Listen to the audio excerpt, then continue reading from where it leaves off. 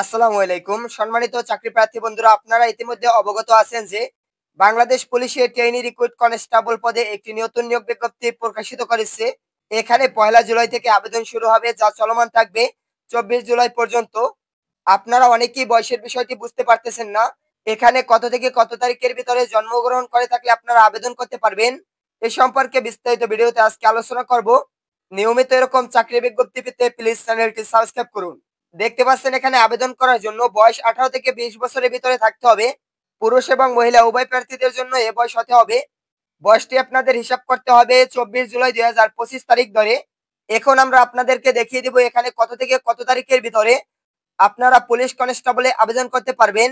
আবেদন করার জন্য এখানে দেখতে পাচ্ছেন জন্ম হতে হবে 24/7/2005 সাল থেকে 24/7/2007 সালের ভিতরে জন্মগ্রহণ করে থাকলে আপনারা আবেদন করতে পারবেন। আশা করি বয়সের বিষয়টি বিস্তারিত আপনারা বুঝতে পারছেন। এই সার্কুলারটিতে আপনারা এসএসসি পরীক্ষায় উত্তীর্ণ হয়ে থাকলে আবেদন করতে পারবেন। সার্কুলার সম্পর্কে ইতিপূর্বে আমাদের চ্যানেলে একটি বিস্তারিত ভিডিও আপলোড করা রয়েছে। ভিডিওটি না দেখে থাকলে এবং সার্কুলার সম্পর্কে বিস্তারিত জানতে চাইলে ভিডিওটি দেখে আসতে পারেন। ধন্যবাদ সকলকে।